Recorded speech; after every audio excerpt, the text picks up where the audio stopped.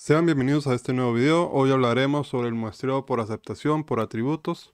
Recordemos que el control de calidad en procesos productivos se enfrenta a un reto constante. ¿Cómo garantizar que los lotes entregados cumplen con las especificaciones sin necesidad de revisar cada una de las unidades producidas? La respuesta práctica y estadísticamente sólida a esta pregunta es un muestreo por atributos para la aceptación de lotes. Esta metodología surge de la necesidad de equilibrar dos aspectos que, en apariencia, se contradicen. Por un lado, la eficiencia operativa, evitando inspecciones al 100% de los productos, lo que resultaría costoso, lento e incluso destructivo en algunos casos. Y por otro lado, la confiabilidad estadística, es decir, la certeza que los lotes aceptados cumplen con un nivel de calidad previamente definido. En resumen, el muestreo por atributos para la aceptación de lotes no es simplemente una técnica de inspección, es un sistema estructurado de toma de decisiones diseñado para proteger tanto el producto como al consumidor, optimizando recursos y asegurando la calidad. Avancemos a revisar con mayor detalle los objetivos específicos que guiarán nuestro aprendizaje en este tema. Antes de continuar con los detalles técnicos del tema, es importante detenernos en los objetivos que guiarán este video. En primer lugar, es definir qué entendemos por muestreo aleatorio y muestreo por atributos. Puede parecer un aspecto básico, pero es fundamental. El muestreo aleatorio nos garantiza imparcialidad en la selección de las unidades, mientras que el muestreo por atributos nos da un marco binario de evaluación, conforme o no conforme. Sin comprender estos dos pilares, cualquier plan de muestreo se vuelve vulnerable a sesgos o a malas interpretaciones. El segundo objetivo es aprender a interpretar las curvas características de operación, también llamadas curvas OC. Estas curvas son herramientas gráficas que nos permiten visualizar la probabilidad de aceptación de un lote en función de su calidad real. Son el puente entre la teoría estadística y la toma de decisiones prácticas. Una vez que lo dominemos, podremos entender no solo si un plan es útil, sino que también proteja a las dos partes involucradas, el producto y el consumidor. En tercer lugar, nos proponemos diferenciar y seleccionar entre los distintos tipos de planes de muestreo, simples, dobles o múltiples o secuenciales. Cada uno tiene una lógica, su complejidad y sus ventajas. Los planes simples son fáciles de aplicar, pero a veces requieren muestreos grandes. Los dobles permiten mayor eficiencia al reducir el tamaño medio de muestra. Y los múltiples llevan esta idea al máximo, aunque requiere un control más estricto. Entender cuándo conviene aplicar cada uno es una competencia clave en gestión de calidad. El cuarto objetivo es aplicar la norma ISO 28259-1 en la práctica. Esta norma internacional estandariza los planes de muestreo por atributos y los convierte en un lenguaje común entre las empresas, proveedores, auditores y clientes. Aprenderemos a consultar sus tablas, interpretar nivel de inspección y a tomar decisiones fundamentales en sus parámetros. Incluso veremos un ejemplo paso a paso que nos mostrará cómo se traduce la teoría en la acción. Por último, el quinto objetivo es valorar los riesgos asociados al muestreo, en particular el riesgo del producto, el riesgo del consumidor y métricas como la calidad media de la salida, el AOQ, o su límite máximo, AOQL. Comprender estos riesgos nos permite tomar decisiones más conscientes y aceptar que ningún plan es infalible, pero sí podemos elegir aquel que equilibre mejor la protección de ambas partes y los costos de inspección. En conjunto, estos objetivos le brindarán a usted una visión integral de un muestreo por atributos. No solo aprenderá a aplicar una técnica, sino también a comprender su lógica, sus límites y su utilidad práctica. Con este mapa trazado, demos el siguiente paso y respondemos una pregunta clave. ¿Qué significa exactamente hablar de muestreo aleatorio y por qué es la base de todo el sistema? El muestreo aleatorio es el punto de partida de cualquier sistema de aceptación de lotes. Sin él, los planes de muestreo pierden su validez estadística. Pero, ¿qué significa realmente? En términos sencillos, el muestreo aleatorio es el proceso mediante el cual cada unidad del lote tiene la misma probabilidad de ser seleccionada. No importa si el lote tiene 100, 1000 o 10.000 piezas, todas deben tener la única oportunidad de formar parte de la muestra. Esto garantiza que la muestra sea representativa del conjunto, evitando sesgos o distorsiones.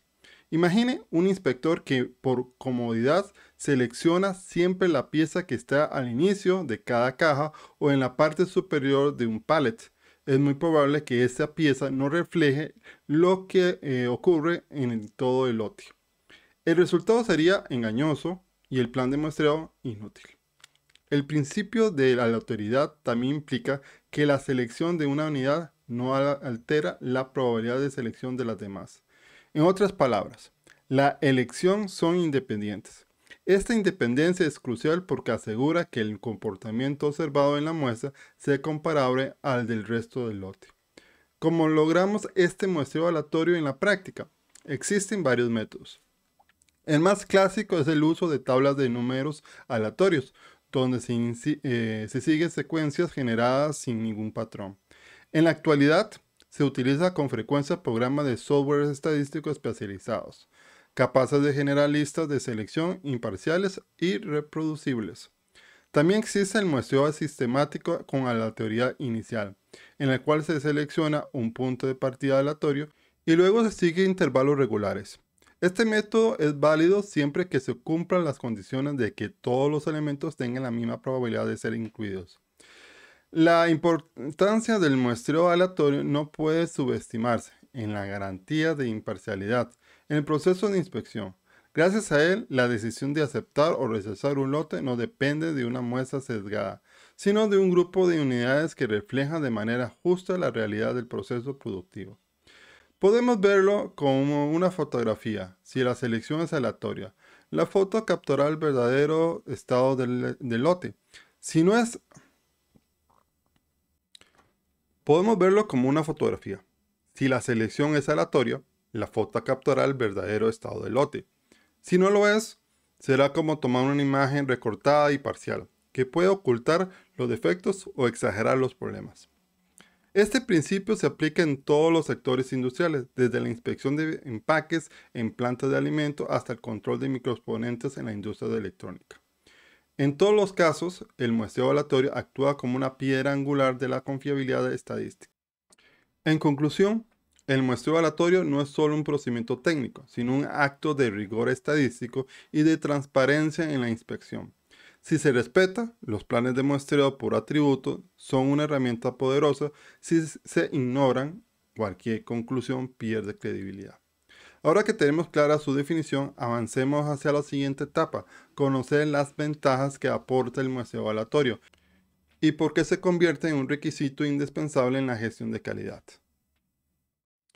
El muestreo aleatorio no solo es un requisito técnico, sino que aporta ventajas concretas, lo convierte en una fase indispensable de cualquier sistema de aceptación de lotes. Esta ventaja puede agruparse en tres dimensiones principales: representabilidad, prevención de sesgo y control de error. Comencemos con la representabilidad estadística. Cuando se selecciona unidades al azar, la muestra refleja fielmente el comportamiento del lote completo. Esto significa que lo que observamos en pocas unidades no permite inferir con un nivel de confianza definido lo que ocurre en todos los conjuntos. En la práctica esto es vital. Imagine que en una línea de producción de botellas de vidrio se fabrican 50.000 unidades. No sería viable inspeccionarlas todas, pero en una muestra aleatoria de, digamos, 200 botellas puede revelar la proporción real de defectos del lote entero, siempre que se haya seleccionado correctamente. Esta representabilidad es lo que da sentido a la estadística aplicada a la calidad.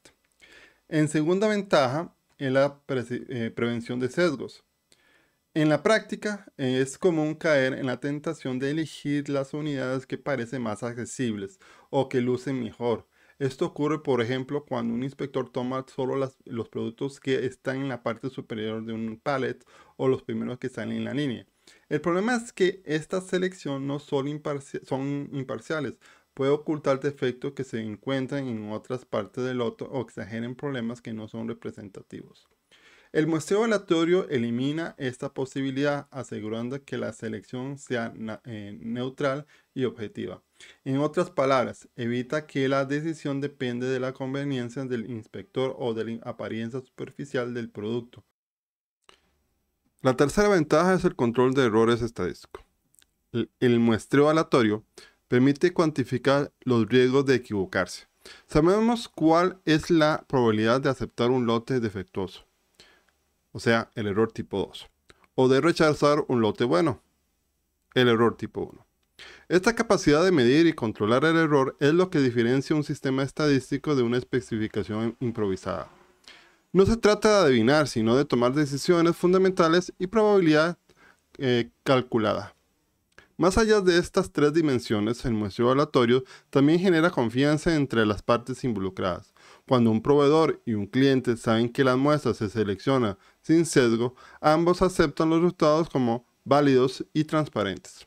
Esto fortalece la relación comercial y evita disputas innecesarias. Resumiendo lo anterior, el muestreo aleatorio es mucho más que un método de selección. Es la garantía de justicia y objetividad en la inspección. Permite que una muestra pequeña hable en el nombre de un lote completo, reduce la subjetividad y convierte la decisión en procesos técnicamente defendibles. Con esta ventaja clara, estamos listos para dar el siguiente paso: entender en detalle en qué consiste el muestreo por atributos, el protagonista de esta metodología de aceptación de lotes. Una vez comprendido qué es el muestreo aleatorio y cuáles son sus beneficios, demos el siguiente paso: explorar el muestreo por atributos. La herramienta que nos permite aceptar o rechazar lotes con base a criterios estadísticos claros. El principio es sencillo. Cada unidad que inspeccionamos se clasifica en solo dos categorías posibles: conforme o no conforme. No medimos la magnitud del defecto ni la intensidad de la desviación, sino que registramos únicamente su existencia. Así, una pieza con una pequeña grieta o con múltiples fallas superficiales se clasifica del mismo modo, no conforme. Este enfoque se centra en conteos discretos. Los criterios de aceptación de un lote se basan en el número de unidades defectuosas detectadas. El número total de defectos o la fracción de muestras que no cumple con los requisitos. De esta manera, la decisión final sobre el lote no depende de una evaluación subjetiva, sino de un umbral estadísticamente definido. La base matemática que sustenta este método se apoya en dos distribuciones de probabilidad: el binomial, que se utiliza en planes basados en fracciones o conteo de unidades defectuosas, como los parámetros P y NP que vimos anteriormente; el Poisson, que se aplica cuando se registran defectos individuales por unidad, como los gráficos C y el gráfico U. Ambas distribuciones permiten modelar la ocurrencia del defecto de forma aleatoria, convirtiendo los resultados de una muestra en una proyección confiable de lo que ocurre en el lote completo. Este tipo de muestreo tiene ventajas prácticas evidentes. Es más rápido que medir variables continuas, reduce el costo de inspección y se adapta a una amplia variedad de procesos industriales. Por ejemplo, en la inspección de un paquete de cartón o empaque de cartón, basta con revisar si cada caja cumple con las especificaciones de resistencia y dimensiones, sin necesidad de obtener valores exactos de compresión en cada caso. Por supuesto, también hay limitaciones. El muestreo por atributos no distingue entre defectos menores y mayores. Todo se contabiliza de la misma manera. Esto significa que perdemos detalle en la gravedad de las no conformidades, aunque en cambio tenemos un sistema claro, ágil y fácil de aplicar. De esta forma, el muestreo por atributos nos da una herramienta poderosa para responder una pregunta práctica: ¿este lote puede aceptar o debe rechazarse? Y lo hace con una regla objetiva basados en datos respaldados por la estadística. Habiendo entendido su esencia, avancemos ahora a examinar los parámetros claves que definen y gobiernan el funcionamiento de un plan de muestreo por atributos. Ahora que ya comprendemos qué es el muestreo por atributos, necesitamos profundizar en los parámetros que definen el fundamento de cualquier plan de muestreo. Estos elementos son los que convierten una idea general en un procedimiento concreto y permiten equilibrar los intereses tanto del producto como del consumidor. El primer parámetro es el tamaño de la muestra, valor n. Representa el número de unidades que se seleccionan del lote para ser inspeccionadas. Aquí aparece un dilema interesante. Mientras más grande sea la muestra, mayor precisión estadística se obtiene, pero también se incrementan los costos y el tiempo de inspección. Por el contrario, muestras demasiado pequeñas reducen el costo, pero aumentan el riesgo de tomar decisiones equivocadas. Elegir N es, por tanto, una decisión estratégica que debe considerar tanto la capacidad del proceso como el nivel de riesgo aceptable. El segundo parámetro es el número de aceptación, valor AC. Este valor indica el máximo cantidad de unidades defectuosas que puede encontrarse en la muestra para considerarse que el lote es aceptable. Por ejemplo, si una muestra de 125 piezas, el número de aceptación es 3, significa que el lote puede aprobarse siempre que se encuentran 3 o menos unidades defectuosas. Relacionando con este parámetro, este número de rechazo, el valor RE, que generalmente es igual a AC más 1, en el ejemplo anterior, si se muestran 4 defectuosos, el lote debe rechazarse. Entonces, el valor AC y RE convierten el resultado de una muestra en una decisión binaria clara, aceptar o rechazar. Otro elemento fundamental es el AQL, o nivel de calidad aceptable. Este valor no se elige al azar, es el resultado de un acuerdo entre el proveedor y el cliente. Representa la proporción máxima de defectos que se considera tolerable. En la práctica, el AQL establece un estándar de calidad contractual y es el punto de referencia para construir la curva característica de operación del plan de muestreo. Finalmente, entran en juego los riesgos estadísticos. El riesgo del producto alfa es la probabilidad de que un lote que realmente cumple con el AQL sea rechazado, se le conoce como error tipo 1. Y el riesgo del consumidor, el beta, es la probabilidad de aceptar un lote cuya calidad es peor que el nivel límite establecido. Es el error tipo 2. Este riesgo se elimina por completo. Forma parte de la naturaleza probabilística del muestreo. Lo que se busca es mantener bajo control un nivel aceptable para ambas partes. En conjunto, estos parámetros, valor N, AC, RE, AQL, alfa y beta, son los corazones de cualquier plan de muestreo. Ajustarlos con cuidado significa decidir cuánto riesgo se está dispuesto a aceptar, qué grado de inspección es viable y cómo balancear los costos con la protección de la calidad. Teniendo claro estos conceptos, podemos avanzar hacia una herramienta que nos permite visualizar cómo se relacionan todos ellos, la curva característica de operación o curva OC. Una vez definidos los parámetros de un plan de muestreo, surge una pregunta esencial. ¿Cómo podemos visualizar su desempeño en distintos escenarios de calidad? La respuesta se encuentra en la curva característica de operación, mejor conocido como curva OC. Esta curva es una representación gráfica que conecta la teoría estadística con la práctica de inspección. En el eje horizontal se coloca el porcentaje real de la unidad no conformes en el lote, mientras que en el eje vertical aparece la probabilidad de aceptación del lote bajo el plan de muestreo elegido. Lo que la curva nos muestra es cómo se comporta un plan frente a distintos niveles de calidad. Si el lote es muy bueno, con pocos defectos, la probabilidad de aceptación es alta. Si por el contrario, la proporción de defectuosos crece, esa probabilidad disminuye. Dentro de la curva se identifican dos puntos críticos. El primero es el AQL o nivel de calidad aceptable. Aquí aparece el riesgo del producto, porque incluso lotes que cumplen con el AQL tienen una probabilidad, aunque pequeña, de ser rechazados debido a la variabilidad del muestreo. Este es el famoso error tipo 1. En segundo punto, es el LQ o el LTPD, es decir, el nivel de calidad límite o el peor calidad tolerable. Ahí aparece el riesgo del consumidor, que corresponde a la posibilidad de aceptar un lote con demasiados defectos. En este caso hablamos del error tipo 2. La forma y pendiente de la curva nos indica que también discriminan un plan entre los lotes buenos y lotes malos.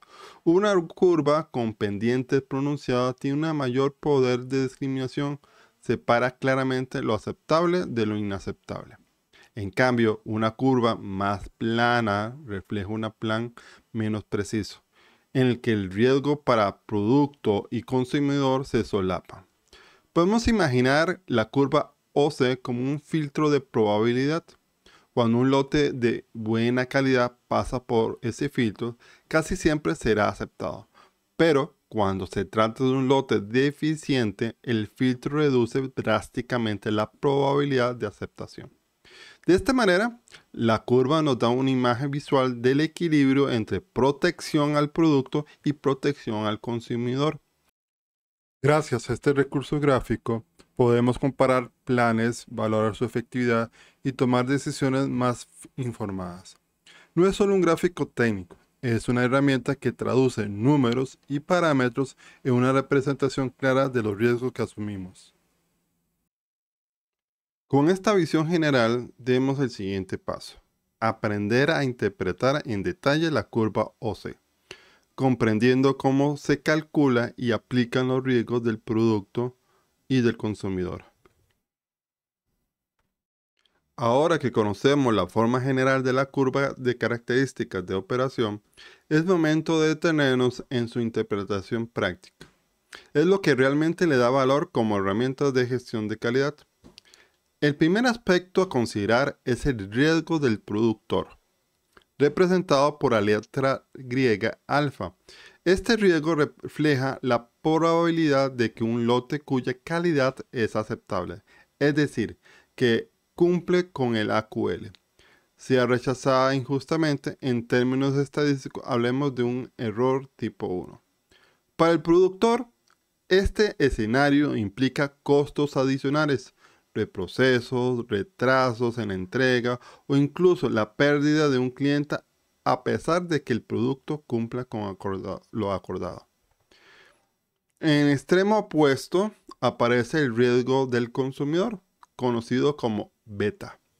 Aquí lo que ocurre es que es lo contrario. Un lote cuya calidad es inaceptable, es decir, que supera el LQ o peor calidad tolerable, resulta aceptado por el plan de muestreo. Desde el punto de vista estadístico, estamos frente al error tipo 2. Para el consumidor, esto significa recibir productos defectuosos que podrían afectar la satisfacción del cliente, la seguridad del uso o reputación de la marca. Entre estos dos puntos críticos se encuentra el verdadero valor de la curva OC, su capacidad de discriminación. Una curva con pendiente pronunciada actúa como un juez severo que distingue con claridad entre lo que está dentro de la estándar y lo que no está. En cambio, una curva más plana refleja un plan de muestreo que deja más espacio a la ambigüedad, en el que es más difícil separar lotes buenos de lotes malos. Para visualizarlo mejor, piensa en dos ejemplos. En la industria farmacéutica, donde la seguridad del paciente es prioritaria, se requieren curvas OC con pendientes muy marcadas. Aquí el costo de aceptar un lote defectuoso es demasiado alto. En cambio, en procesos donde los defectos no comprometen la seguridad, como ciertos empaques secundarios, podrían tolerarse un plan con menor discriminación priorizado. Eficiencia en los costos de inspección. Lo que observamos entonces es que la interpretación de la curva OC no es solo ejercicio académico, sino una herramienta estratégica para ajustar los planes de muestreo según el tipo del producto, el riesgo que implica su uso y las expectativas del cliente. Con esta comprensión más detallada podemos avanzar al siguiente tema: los tipos de planes de muestreo que existen y cómo cada uno responde de manera distinta a la necesidad del control de la industria. Al hablar de planes de muestreo, es importante reconocer que no todo sigue la misma lógica. Existen diferentes modalidades que buscan equilibrar precisión estadística, costos y facilidad de aplicación. Los tres enfoques principales son planes simples, planes dobles y los planes múltiplos o secuenciales. El plan simple es el más directo y quizás el más conocido. Consiste en tomar una única muestra de tamaño n y establecer dos valores, el número de aceptación AC y el número de rechazo RE. Con esta información, la decisión es inmediata. Si la cantidad de defectuosos es menor o igual a C, el lote se acepta. Si es mayor o igual a RE, se rechaza. Su principal virtud es la simplicidad. No obstante, esa misma sencillez puede convertirse en una limitación, ya que suele requerir muestras más grandes para lograr un buen nivel de discriminación estadística. El plan doble introduce una estrategia más flexible. Aquí define dos etapas de inspección. La primera, se toma una muestra inicial y se comparan los defectuosos con parámetros preliminares, N1', AC' y RE'. Si el resultado es claro, se decide de inmediato, pero si los datos se encuentran en una zona intermedia, se procede a un segundo muestreo o una segunda muestra, con sus propios parámetros N2, AC2 y RE2. El beneficio principal de este esquema es que reduce el tamaño medio de la muestra, el ASN, especialmente cuando los lotes son muy buenos o muy malos, ya que en estos casos la primera etapa suele bastar para decidir. En tercer enfoque es el plan múltiplo o secuencial. Esta lleva la lógica aún más lejos. Se puede incluir de 3 hasta 7 etapas de muestreo, o incluso implica un plan secuencial continuo como el propuesto por Wald. La ventaja es que minimizar el máximo el número de unidades inspeccionadas, deteniendo el proceso tan pronto como los resultados son concluyentes. Este método es ideal en contextos donde la inspección es costosa, lenta o destructiva, como ocurre en ciertos ensayos de materiales o en pruebas de resistencia. Su limitación, claro está, es la complejidad administrativa. Requiere disciplina, un control muy riguroso y personal bien capacitado para evitar errores en la aplicación. Podemos pensar en estos tres tipos como distintos niveles de sofisticación: el plan simple como una herramienta directa, el doble como un equilibrio entre simplicidad y eficiencia, y el múltiple como la opción más avanzada y exigente en cuanto a gestión. Esta diversidad de planes plantea una pregunta natural: ¿cómo decidir cuál aplicar en un entorno específico? Aquí es donde entran en juego los estándares internacionales, en particular la norma ISO 28259-1, que organiza y sintetiza estos planes en un marco de referencia ampliamente aceptado. Cuando una organización quiere aplicar planes de muestreo de manera consistente y definibles, necesita un marco de referencia internacional aceptado. Este marco es la norma ISO 28259-1, que constituye uno de los sistemas de muestreo más utilizados en el mundo para la inspección de lotes sucesivos. Lo que hace esta norma es transformar la teoría estadística en un sistema práctico y estandarizado, donde cada decisión de aceptación o rechazo se basa en parámetros claros y previamente acordados. No se trata de improvisar, sino de seguir reglas que garantizan justicia y transparencia tanto en el productor como para el cliente. Uno de los elementos centrales de la norma es el nivel de calidad aceptable, el AQL. Esta valor se acuerda entre las partes y establece la proporción máxima de defectos que consideran tolerables en un lote. A partir de ahí, la ISO 28259-1 ofrece tablas que vinculan el tamaño del lote y el nivel de inspección con tres resultados clave: el tamaño de la muestra N, el número de aceptación AC y el número de rechazo RE. Otro aspecto distintivo es que no todas las inspecciones tienen la misma severidad. La norma contempla tres niveles de inspección: la normal, que se aplica cuando la calidad del proceso es estable; rigurosa, que entra en acción cuando se detecta problemas y se requiere mayor control, y reducida, que se utiliza cuando el desempeño ha sido consistentemente bueno, permitiendo disminuir la carga de la inspección. Lo interesante es que la ISO 2859-1 establece reglas de transición entre los niveles. Si un proveedor acumula rechazo, se activa la inspección rigurosa y si demuestra consistencia en la calidad, puede pasar a la reducida. Este sistema de cambios convierte a la norma en un mecanismo dinámico y adaptable, en lugar de un procedimiento rígido. Podríamos imaginar este esquema como un termómetro de confianza. Cuando la calidad se mantiene dentro de lo esperado, el sistema relaja las intenciones de la inspección, pero si aparecen señales de deterioro, se intensifica el control. Así la norma protege simultáneamente al consumidor y refuerza la vigilancia cuando es necesario. El productor, al no imponer inspecciones excesivas cuando el historial de la calidad es favorable. De esta manera, en la ISO 28591 no es solo un conjunto de tablas, sino un sistema vivo de gestión de muestreos que responde al comportamiento real del proceso y facilita las decisiones consistentes en el tiempo. Con esta visión general clara, el siguiente paso es entender cómo se aplica la norma en la práctica, siguiendo un procedimiento secuencial que lleva desde los datos iniciales hasta la decisión final sobre el lote.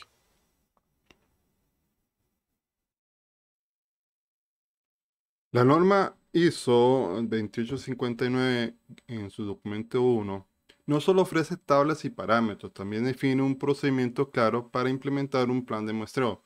Sigamos la secuencia paso a paso de esta norma. El primer paso consiste en definir los datos del problema. Aquí establecen los tres elementos: el tamaño del lote, que marca la base del cálculo, el nivel de inspección, que se implicará ya sea 1, 2 o 3, y el AQL, que refleja el nivel de calidad aceptable, acordado entre el proveedor y el cliente. El nivel 2 es el más habitual, ya que considera un punto de equilibrio entre rigor y practicidad, mientras que el 1 es el más laxo y el 3 es el más estricto. Una vez definidos esos parámetros, pasamos al segundo paso, que es consultar la tabla de la norma. En esta tabla, el tamaño del lote y el nivel de inspección se traduce en una letra código. Esa letra será la clave para buscar el valor correspondiente en la tabla siguiente. El tercer paso es acudir a la tabla 2 corresponde a la inspección normal. Recuerda que hay tres niveles de inspección. En este caso nosotros iremos por inspección normal. Ahí, combinando las letras de código que hemos obtenido en la primera tabla y el AQL seleccionado entre el cliente y el proveedor, obtenemos tres parámetros fundamentales del plan: el tamaño de la muestra, un valor n, el número de la aceptación, el valor AC, y el número de rechazo, el valor RE. Con esa información llega el cuarto paso: seleccionar aleatoriamente la muestra del lote. La aleatoriedad es vital porque asegura que la muestra represente fielmente el conjunto. Aquí no se permite atajos. No basta con tomar las piezas más accesibles o las que lucen mejor, ya que eso comprometería la validez estadística del plan. El quinto paso consiste en realizar la inspección de la muestra, verificando cada unidad y contabilizando las no conformes. Finalmente, el sexto paso es la decisión. Si el número de defectuosas encontradas es menor o igual al valor AC, el lote se acepta. Si alcanza o supera el valor RE, el lote se rechaza. De esta forma, el muestreo se convierte en un proceso binario y objetivo: sí o no, basado en datos concretos y no en percepciones subjetivas. Este procedimiento, repetido de manera sistemática, permite que la decisión sobre aceptación del lote no dependa de opiniones, sino de un marco internacionalmente reconocido. Además, al aplicar la norma de forma continua, se habilitan las reglas automáticas de cambio de severidad que revisamos anteriormente. lo que hace al sistema adaptable y a la realidad del proceso. Con el método establecido, lo ideal es verlo aplicado en un caso real para comprender cómo se traduce la teoría en la práctica. Y eso es lo que veremos en la siguiente diapositiva en ejemplo paso a paso de uso de la ISO 2859-1. Para comprender mejor cómo se aplica la ISO 2859 en su documento 1, revisemos un ejemplo práctico que nos permitirá recorrer cada paso con datos concretos. Supongamos que recibimos un lote de 8.000 unidades de producto terminado. De acuerdo con contractual, se establece un nivel de calidad aceptable de un AQL de 1%. El nivel de inspección seleccionado es del nivel 2, que corresponde a la estándar más utilizado. Al tratarse de la primera inspección, trabajaremos bajo condiciones normales. El primer paso es ir a la tabla 1 de la norma. Allí buscamos el rango que contiene a 8.000 unidades. Y combinándolo con el nivel 2 de inspección, obtenemos una letra código, que en este caso va a ser la letra L. Esta letra será nuestra clave para la siguiente tabla.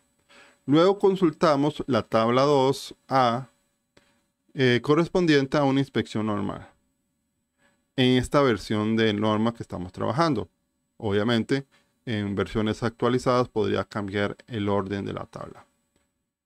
Con la letra código L que hemos encontrado en la primera tabla y con un AQL de 1% que encontramos que el tamaño de la muestra es de 200 unidades.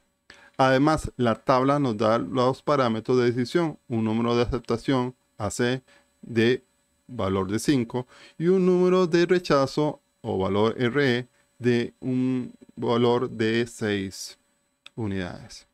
El tercer paso es extraer aleatoriamente 200 unidades del lote. Aquí es importante recordar lo que vimos antes. La aleatoriedad es indispensable. No podemos escoger las piezas más accesibles ni aquellas que parecen mejor, porque eso comprometería la reproductibilidad de la muestra. A continuación, se realiza la inspección de las 200 unidades y se contabiliza cuántas son defectuosas. El criterio de decisión es directo. Si encontramos 5 o menos defectuosas, el lote se acepta. Si aparecen 6 o más defectuosas, el lote se rechaza. Este procedimiento convierte lo que podría parecer una decisión subjetiva en una regla objetiva y transparente, respaldada por una norma internacional. En detalle, un detalle interesante es que bajo este plan, la probabilidad de aceptar un lote que realmente tenga un 1% de defectos es aproximadamente el 95%. Esto nos muestra que el plan protege al producto con rechazos innecesarios, pero al mismo tiempo mantiene un bajo control el riesgo para el consumidor. El valor de este ejemplo es que nos permite visualizar cómo se pasan los datos iniciales del lote a la decisión final, siguiendo un camino normado que elimina la improvisación. Con esta aplicación concreta de la ISO 2859-1 ya tenemos claro cómo funciona un lote sucesivo. En la siguiente diapositiva veremos cómo se aplica este resultado en la resolución del práctico del ejemplo. En esta diapositiva vamos a detenernos en el uso práctico de la tabla de la norma ISO 2859 en su documento 1, que son la base para determinar el tamaño de la muestra, el número de aceptación y el número de rechazo. Partimos de los datos del problema. Tenemos un lote de 8.000 unidades y un AQL acordado del 1%. Trabajamos con el nivel de inspección 2 bajo condiciones normales, al ser la primera vez. El primer paso es ir a la tabla 1 de la norma. Allí buscamos el rango del tamaño que incluye nuestros 8.000 unidades. Como se observa, el resultado en el recuadro azul, ese rango corresponde a 3.201 a 10.000 unidades. En la columna del nivel de inspección 2, encontramos la letra L marcada en rojo. Esta letra es fundamental porque nos indica qué filas debe consultar en la tabla siguiente. Ahora pasamos a la tabla 2, que corresponde a la inspección normal. Localizamos la letra L y en la primera columna y en la fila correspondiente buscamos el AQL del 1% en la parte superior de la tabla y la intersección de ambos nos entrega el valor del plan de muestreo. Un tamaño de muestra de 200 unidades, un número de aceptación de 5 y un número de rechazo de 6. Esto significa que aunque el lote completo tenga 8000 unidades, basta con revisar 200, siempre que sean seleccionadas de manera aleatoria. Si encontramos 5 o menos defectuosas, el lote se acepta. Si aparecen 6 o más, el lote se rechaza. Este procedimiento muestra la lógica de la norma. Un proceso aparentemente complejo se convierte en una secuencia clara de pasos guiados por las tablas, que elimina la improvisación y garantiza la objetividad. Con este base visual ya entendemos cómo las tablas se conectan entre sí para llevarnos desde los datos iniciales hasta la decisión final.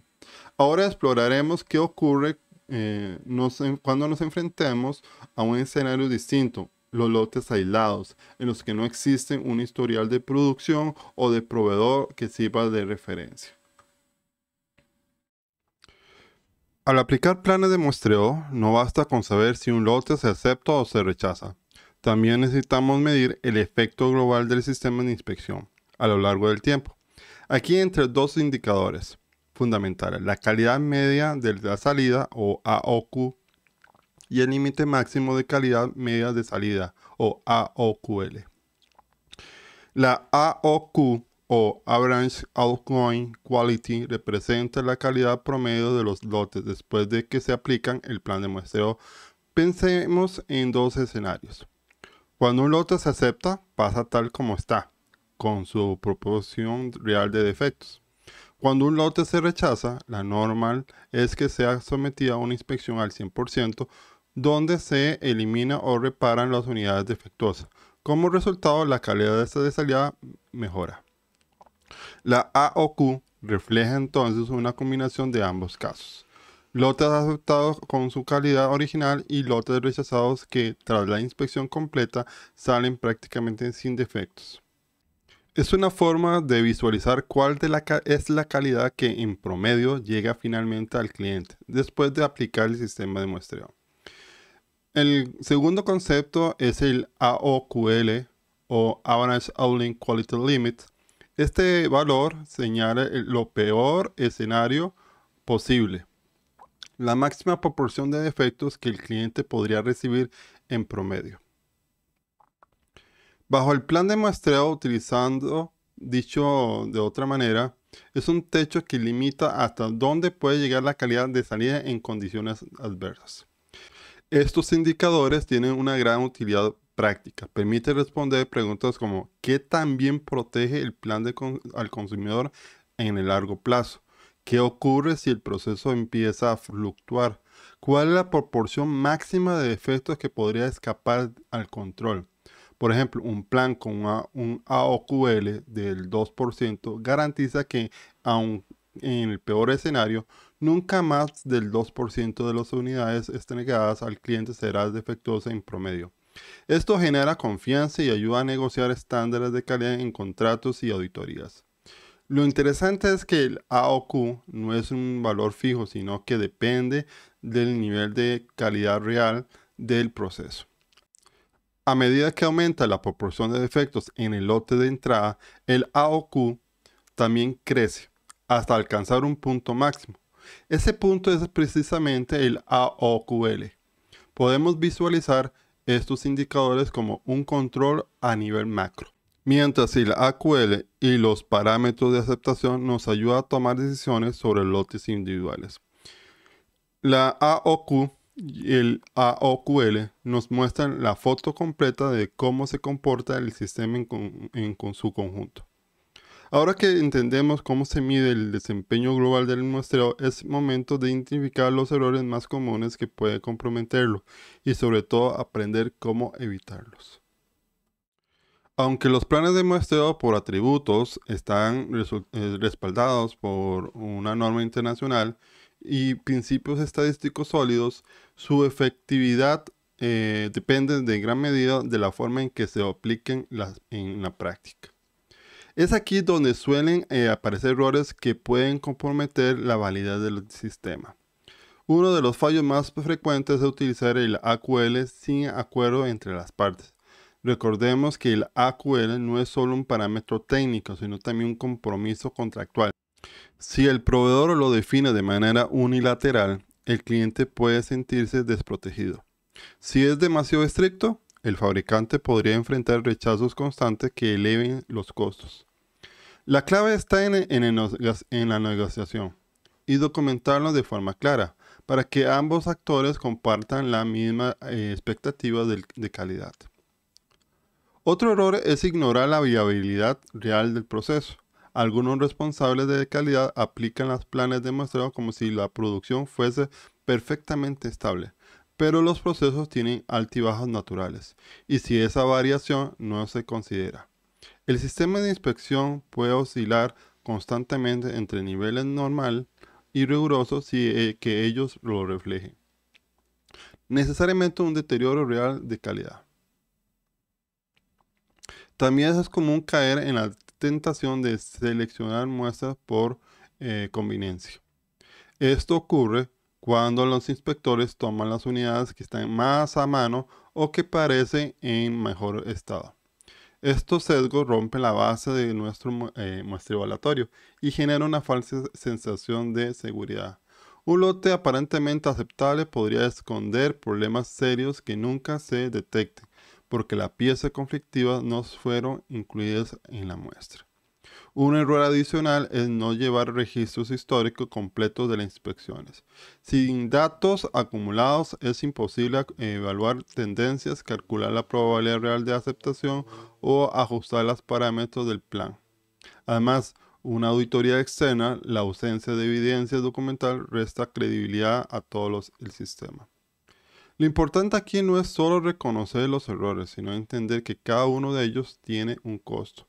Decisiones injustas, pérdida de confianza entre proveedores y clientes, desperdicios de recursos y es el peor de los casos, productos defectuosos llegando al consumidor.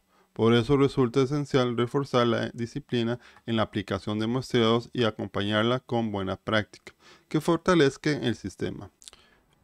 Ese será justamente nuestro siguiente tema, cómo implementar los planes de muestreo por atributo de manera correcta, confiable y con un valor estratégico para la organización. Después de revisar los errores comunes, resulta natural preguntarnos qué prácticas fortalecen la aplicación del muestreo por atributos y la convierte en una herramienta confiable. La primera es la capacitación constante del personal. Quienes realizan la inspección no solo deben conocer los procedimientos básicos, sino también entender los principios estadísticos y que hay detrás. Esto les permite actuar como criterio cuando surgen dudas y evitar interpretaciones erróneas. El ejercicio de concordancia entre inspectores son especialmente útiles para garantizar uniformidad en los criterios de aceptación y rechazo. Otra práctica clave es la automatización de cálculos y registros. Hoy en día existen aplicaciones y sistemas que consultan automáticamente la tabla ISO 28259. Generan los valores de N, IAC y RE. E incluso registran los resultados de cada inspección en base a datos centralizados. Esto reduce la dependencia de cálculos manuales, minimizan errores humanos y aseguran trazabilidad. También es recomendable la revisión periódica de la plan de muestreo. Los parámetros que eran válidos hace un año pueden no reflejar la realidad actual del proceso. Cambios en proveedores, en materias primas o en tecnología de producción pueden modificar la distribución de defectos. Actualizar periódicamente los planes mantiene el sistema alineado con el sistema real. La gestión de datos históricos, en otras buenas prácticas esenciales, conserva un registro acumulado de las inspecciones y permite analizar tendencias, detectar patrones recurrentes y, lo más importante, tomar decisiones basadas en evidencia. Estos datos no solo sirven para evaluar proveedores, sino también como insumo para auditorías y certificaciones.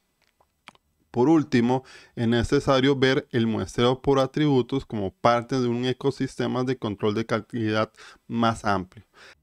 Aquí entra en juego su relación con el control estadístico del proceso. Mientras el muestreo por atributos decide si un lote se acepta o se rechaza al final, el control estadístico del proceso permite monitorear el proceso en tiempo real, detectando variaciones antes que se convierten en defectos. Integrar ambos enfoques fortalece la capacidad preventiva y la confiabilidad de los resultados. En definitiva, estas buenas prácticas transforman el muestreo por atributos en algo más que un requisito. Lo convierte en un instrumento estratégico para sostener la calidad y construir confianza en toda la cadena de valor.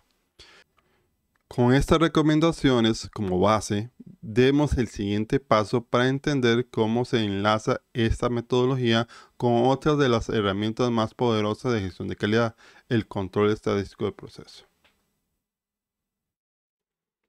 Hasta aquí hemos visto cómo funciona el muestreo por atributos como un sistema de aceptación de lotes. Sin embargo, esta metodología no debe considerarse aislada. Forma parte de un entramado más amplio de herramientas que buscan un mismo objetivo: mantener la calidad bajo control. En este contexto, es fundamental reconocer su vínculo con el control estadístico del proceso o SPC. El muestreo por atributos tiene una característica esencial reactivo. Se aplica al final de la producción o en la recepción de un lote y su función es decidir aceptamos o rechazamos este conjunto. Es, en cierto sentido, un mecanismo de filtro que proteja al consumidor de recibir productos defectuosos. El SPC, en cambio, es una herramienta con un enfoque más preventivo. A través de gráficas de control para variables y atributos, el SPC monitorea el proceso de manera continua, permitiendo identificar desviaciones en tiempo real. Su fortaleza radica en que alerta antes que los defectos lleguen a acumularse en un lote. Podemos imaginarlo como un sistema de salud. El muestreo por atributos es el diagnóstico final. Confirma si el paciente, en este caso el lote, está en condiciones de ser entregado. El SPC actúa más bien como un chequeo rutinario, vigilando constantemente para detectar cualquier anomalía antes que se convierta en un problema grave. Lo interesante ocurre cuando ambas herramientas trabajan juntas. Si es el SPC, mantiene los procesos estables y bajo control. El número de defectos disminuye y con ello aumenta la probabilidad de que los lotes pasen las pruebas de muestreo. A la vez, los resultados de los planes de muestreo retroalimentan al SPC, mostrando si el control preventivo ha sido suficiente o si necesita ajustes. Esta integración crea un sistema de defensa en capas. Primero la prevención durante el proceso y luego la verificación final del lote.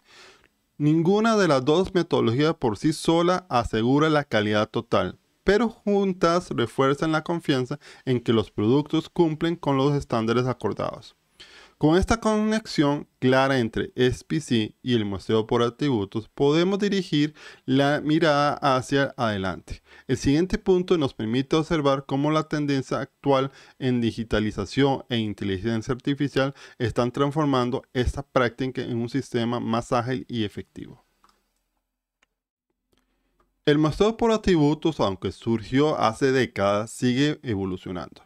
Hoy observamos tendencias que están combinando la forma en que se aplican estos planes en la industria. Una de ellas es la integración con los sistemas MES o Manufacturing Execution System. Estos sistemas digitales conectan la producción con la gestión de calidad. Ahora incluyen módulos que automatizan la selección de planes de muestreo, calculan en segundos los valores de N, AC y RE y registran los resultados en tiempo real. Así, el inspector deja de depender de tablas impresas y gana acceso a información inmediata y trazable. Otra tendencia clara es la automatización del proceso de muestreo e inspección. Robots y sistemas de visión artificial extraen muestras de manera aleatoria y examinan productos con precisión que superan al ojo humano. Esto aumenta la velocidad y reduce el error humano, lo que resulta vital en la industria de alto volumen con defectos difíciles de detectar a simple vista. También habla de AQL dinámico. Tradicionalmente el AQL era un valor fijo, acorde entre el cliente y el proveedor. Hoy, gracias a los análisis de datos históricos, algunas empresas ajustan este valor y los tamaños de muestras de manera automática, según el desempeño real del proveedor o de los procesos. Así, la inspección se adapta continuamente, volviéndose más estricta cuando hay problemas y más flexible cuando se demuestra consistencia. Esta tendencia nos muestra cómo la digitalización convierte el muestreo por atributos en un sistema más ágil, confiable y conectado, que responde a las condiciones del proceso en lugar de ser estático. Ahora vayamos un paso más allá. Exploremos un campo que está revolucionando el control de calidad: la utilización de la inteligencia artificial en el muestreo. La inteligencia artificial se ha convertido en un aliado estratégico para el control de calidad. En el contexto de muestreo por atributos, su impacto comienza a ser cada vez más evidente. Uno de sus aportes es la predicción de defectos mediante algoritmos de Machine Learning al analizar grandes volúmenes de datos históricos. La IA puede anticipar cuáles lotes tienen mayor probabilidad de fallar y ajustar el tamaño de muestra en consecuencia. Esto convierte al muestreo en un proceso proactivo y no reactivo. La visión artificial con IA es otra innovación poderosa. Cámaras inteligentes entrenadas con redes neuronales identifican defectos superficiales o dimensionales con precisión micrométrica, incluso en condiciones donde el ojo humano podría fallar. Además, lo hacen a gran velocidad, lo que permite inspeccionar en tiempo real lotes de miles de unidades. Una aplicación avanzada es el uso de gemelos digitales de inspección. Se trata de réplicas virtuales que simulan el comportamiento de un plan de muestreo antes de implementarlo. Gracias a la IA se puede probar directamente el AQL, tamaño de muestras o condiciones de proceso, prediciendo resultados sin necesidad de gastar recursos en ensayos físicos. La combinación de estas herramientas permite que el muestreo deje de ser un procedimiento estático y se transforme en un sistema inteligente y adaptativo, capaz de aprender del pasado y optimizar el presente. Con estas innovaciones, el futuro del muestreo por atributos perfila como un escenario donde la estadística clásica y la inteligencia artificial trabajan de la mano para asegurar la calidad con mayor eficiencia y confiabilidad. Hemos recorrido un camino completo a través del muestreo por atributos para aceptación de lotes. Comenzamos con el fundamento del muestreo aleatorio, entendiendo las ventajas que ofrece. Revisamos los parámetros claves y analizamos cómo se representa en la curva característica de operación. También vimos los distintos tipos de planes, simples, dobles y múltiples. Exploramos los marcos normativos de la norma ISO 28259 en su primer y segundo documento. Y nos detuvimos en indicadores de desempeño como es el AOQ y el AOQL. En el trayecto identificamos errores que pueden poner en riesgo la validez de un plan de muestreo y aprendimos a buscar prácticas que permitan transformarlo en una herramienta confiable. Vimos cómo se complementa con el SPC, creando un sistema integrado de prevención y control. Y finalmente, miramos hacia el futuro, observando cómo la digitalización y la automatización y la inteligencia artificial está redefiniendo de manera que las empresas inspeccionan y aseguran la calidad de los productos. El mensaje que subyace en todo este recorrido es claro. El muestreo por atributos no es solo una técnica de inspección, es una forma de tomar decisiones basadas en datos, de equilibrar riesgos y de construir confianza entre el productor y el consumidor. Se convierte en una especie de lenguaje común en la industria, porque todos pueden entender y aceptar los resultados cuando está respaldado por normas internacionales o por principios estadísticos sólidos. La frase que acompaña esta última dispositiva resume bien la esencia del tema. La calidad no es un acto, es un hábito. Estas palabras, inspiradas en Aristóteles, nos recuerdan que la excelencia no se logra con esfuerzo aislado, sino con constancia. El muestreo sistemático es parte de ese hábito. Inspeccionar con rigor, decidir con objetividad y mejorar de manera continua. Al finalizar, vale la pena reflexionar que la verdadera fortaleza de estos métodos no está en las tablas ni en las fórmulas, sino en la disciplina de aplicarlo de forma consistente. Cada lote inspeccionada, cada dato registrado y cada decisión tomada en base a la evidencia son pasos que consolidan la cultura de calidad de una organización. Con esta perspectiva, podemos cerrar el tema con una idea alentadora. Dominar el muestreo por atributo es al mismo tiempo adquirir una herramienta técnica y cultivar una actitud profesional. Una actitud que valora la precisión, la transparencia y el compromiso con la mejora continua. Gracias por acompañarnos en esta serie de videos. Lo invitamos a continuar desarrollando sus habilidades en calidad y en otros temas. Nos vemos en los próximos videos.